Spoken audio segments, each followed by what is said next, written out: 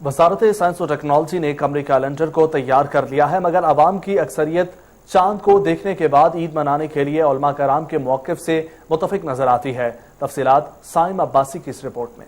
گزشتہ 2 دہائیوں سے عید کے چاند کی رویت پر اختلاف رائے چلا آ رہا ہے۔ ملک کے کچھ حصوں میں مرکزی رویت ہلال کمیٹی کے فیصلے کے برعکس ایک دن پہلے ہی عید منائی جاتی ہے۔ وزارت سائنس اور ٹیکنالوجی نے اس مسئلے کا حل یہ تلاش کیا کہ ایک قمری کیلنڈر تیار کر لیا ہے، تاہم سرکاری طور پر اس کو ابھی تک نافذ نہیں کیا جا سکا۔ دوسری جانب علماء کرام کا موقف ہے کہ عید چاند دیکھ کر ہی منائی جا سکتی ہے۔ عوام کی اکثریت علماء کرام کے موقف سے متفق نظر آتی ہے۔ کیلنڈر سے جو ہے اس طرح بھی صحیح ہے، اور چاند دیکھنے کا جو طریقہ ہے وہ سب سے افضل طریقہ ہے، کیونکہ چاند اگر نہ دیکھے کیلنڈر کے حساب سے جو ہے اس میں تھوڑا فرق آتا ہے۔ جیسے رویت ہلال کمیٹی والا جو ہے نا وہ زیادہ بہتر ہے، کیلنڈر بھی صحیح ہے لیکن وہ جو ہے نا جو دیکھ کر چیز سامنے آتی ہے وہ اور چیز ہوتی ہے۔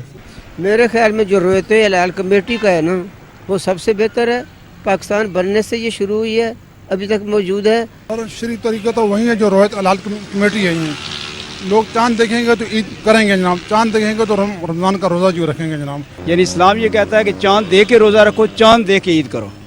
جیسا کہ ہم سعودی عرب کے ساتھ مثال دیتے ہیں، وہ تو شروع سے اسلامی ملک کا اسلامی لحاظ سے چلتا ہے۔ عید کے چاند پر اتفاق رائے پیدا کرنے کے لیے وزارت مذہبی امور، وزارت سائنس اور ٹیکنالوجی اور مرکزی رویت ہلال کمیٹی کے مابین پل کا کردار ادا کرنا چاہیے۔ عید کیلنڈر کے مطابق منائی جائے یا رویت ہلال کمیٹی کے فیصلے کے تحت، ضروری یہ ہے کہ پورے ملک میں عید ایک ہی دن منائی جائے۔